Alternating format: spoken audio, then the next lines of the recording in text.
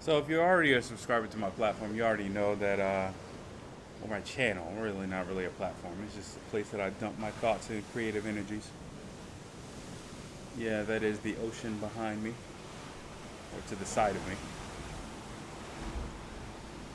Cool fact, when you're living by the ocean, the tide has a rhythm, right?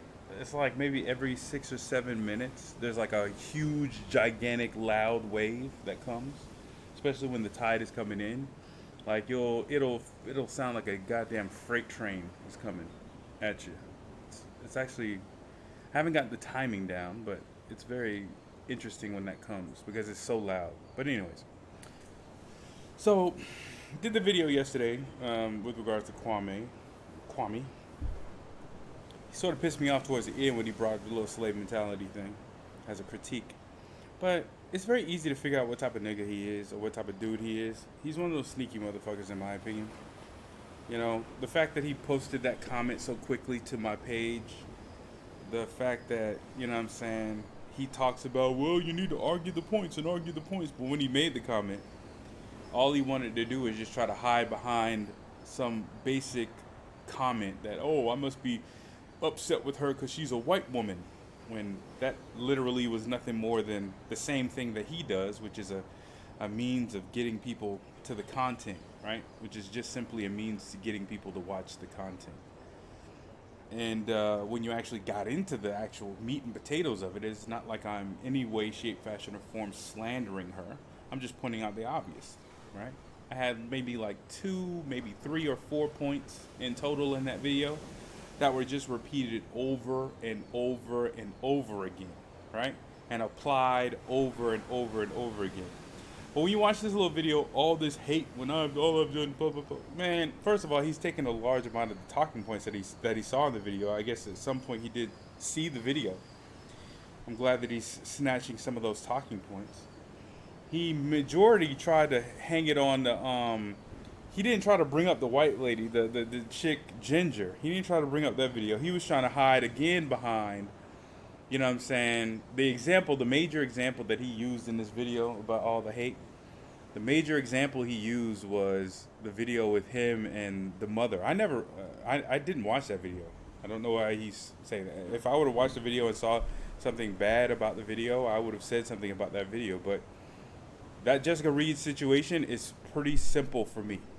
It's pretty simple. It's a narrative that he's now spouting, which is fine, but it's very simple. It's just, in my opinion, it's an example of bad parenting, right?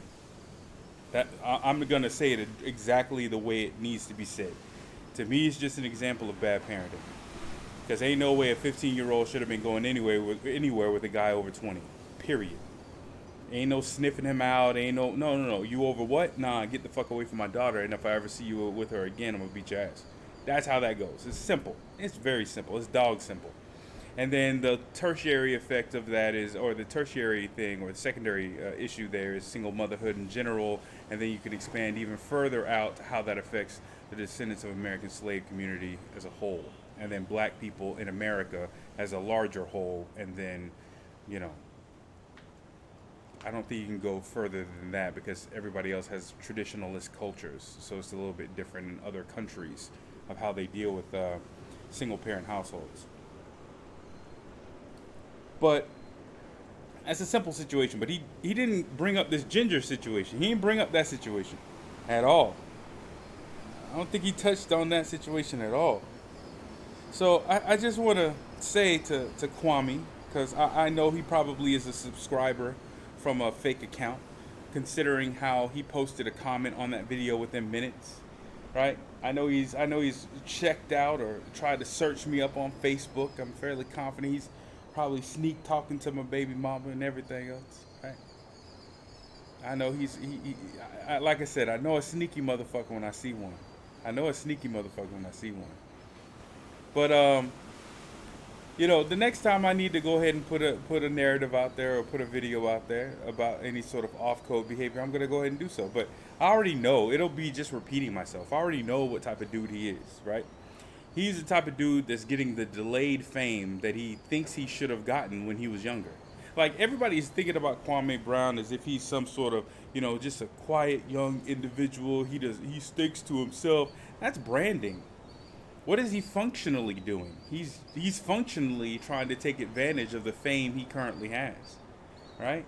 He believes that this is the level of fame that he should have had when he was in the league, in my opinion, right? He was around Kobe. This man was picked by Michael Jordan and played with Kobe Bryant, right? And the entirety of his career he had to deal with, and was a first round draft pick. Think about that. Think about the sort of Napoleon complex that you develop in that situation, right?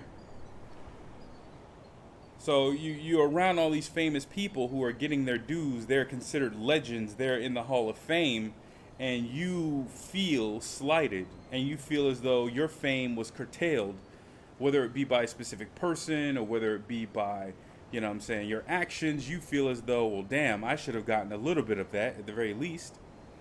Yeah, and yeah, he got millions of dollars. I don't know how much of that he retained, but yeah, he got millions of dollars, but he never got the respect or fame that he thought he was due. And given a very small sliver of an opportunity to break through on that fame, he's doing so. And that's fine, Kwame, because I know you're listening. That's fine. That's cool. But when you're speaking about shit like black empowerment as a wealthy one percenter, you better come real fucking correct. There better not be a flaw in what you're fucking saying. Right? Now you can use common sense to realize that your program is ambiguous as fuck. I did a 4-hour video picking that shit apart. You should realize that your program that you presented was beyond just the white woman, which has her own issues. The program itself is ambiguous as fuck, and is problematic on several reasons. Not just the fact that it's ambiguous, but you're again trying to solve a systemic problem with a local solution, right? Now, if you're a grown ass man and you don't have a counterpoint to that argument and to that statement, and you're proven that you have, see, I told you, there it is, large wave. But you've proven that you have. Or at least you've shown that you should have watched the video. If you're going to make a comment and didn't watch the video, that's kind of stupid and kind of ignorant. So I would hope as a man you've watched the video that you decided to comment on. But if you've watched the video and you've come to that conclusion that you should have come to the conclusion that yeah. If he's able to pick apart this thing, even outside of race, yeah, there's a large amount of problems here. So I would hope that you would fix those problems. But if you're going to speak in this space, if you're going to try to ride some little black empowerment coattails, if you're going to try to say around and play around with some shit like that, understand that you are probably the wrongest person in the world to bring up any of this shit. Honestly, you are 1% of the 1%, sir. You are the 1% of the 1%, and then you're looking down on the people who you are trying to market your little program to, and trying to say that they have a slave mentality without actually breaking that down, sir. Because meritorious manumission also is the reason why those individuals who did support that white woman without criticism probably did. That's a part of the slave mentality too, sir. Of being more courteous to white people than you are to your own. That is a slave mentality too, sir. Lord. I guess this is when you focus, this is the effect of when you're focusing on basketball classes as opposed to going to school and paying attention when you're in school. Or just gaining an independent education. You were only in the league, 12 years? So you were out of the league at the age of 30. You had plenty of time. If you were retired at the age of 30, you had plenty of time. With millions of dollars, you had plenty of time to educate yourself. But going back to the original, I just believe that you're a nosy nigga who finally got his comeuppance, his fame that he feels as though he should have always been provided. And now you're trying to lead something because you maybe saw a couple of videos and you want to go ahead and be a leader of black empowerment through the conservative lens, right? Listen, Judge Joe Brown ain't leading nobody. Let me just put it to you like that. That nigga is just an old. He's everybody's old granddad.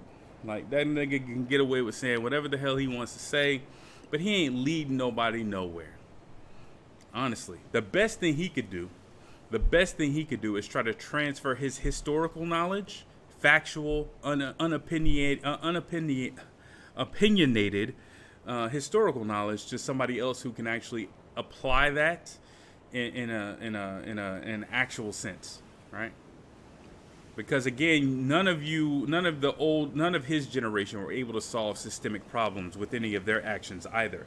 So listening to him about what needs to be solved today and how, more specifically, how to solve it is kind of incorrect. The only thing that he can honestly provide are historical knowledge as well as mistakes made. And I don't see him talking a large amount about the mistakes he's made. But I can see you going down the vein of trying to be the sort of fabric softener, the fluffier version of Jesse Lee Peterson. I can see you trying to do that and trying to lead black empowerment from a conservative lens. And that's not going to work either. It's going to fail too. So I'm going to make this video real quick because the last one was kind of long. I'm going to make this real quick. At the end of the day, Kwame, if I need to check you again, I will. And it seems like you, out of a 4-hour video, you have nothing to critique. You commented within minutes of that video being posted, and you had nothing to say. And it's so funny how you basically try to go into one area. The title of your video is All This Hate, and then you go into what a man is by talking about the video with Jessica Reed. Try to talk about what a man is, and one of your definitions of a man or manhood is the ability to give correction. So I think you're also talking about yourself there, sir. I think you want to have a conversation with a man or with men, but you can't deal with correction. Like, one of the main things that you think that is supposed to happen when you're interacting with another man is that you get to determine how they critique you. I'm sorry, sir. Yo, you couldn't even tell your mama how to give you an ass whooping. How the fuck you gonna tell another grown-ass man how, where, when, and what manner he should critique you? How about he's gonna critique you how the fuck he wants to critique you? And you deal with it however the fuck you want to deal with it. Like, a large amount of the shit that you do in public, it sells. It goes along with these people. You're talking about go along, get along, gang. You're creating a go along, get along Kwame troop of a cultist troop of yes men and yes women. That's even proven on my videos comments. But when you deal with another real ass nigga like myself, they're gonna give you correction however the fuck they feel like it. And there's not a goddamn thing you could do about it to tell them how, what, where, when. Oh, send me an email. I don't have to send you shit. You made the mistake in public. You can get corrected in public, sir. The fuck? But anyways, I find this whole thing hilarious. I find everything funny about this situation. Specifically, his reactions to it and how he's trying to basically sideline that video right here. This video right here. He's not trying to bring up all the quote unquote hate associated with that, because that they were lighting his ass up in that live chat. He's trying to go over to the Jessica Reed video and try to chastise people that way. I think I see through you. I see through you entirely. Entirely. And you unlike my Mayweather prediction, my dude, I can definitely say that my assessment of you, of a sneaky ass nigga like you, oh yeah, that's 100%. That's 100%.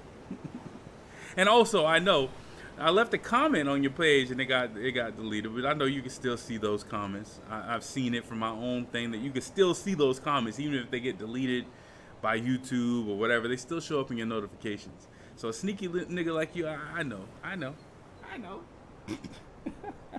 Till I said what's up, bitch nigga.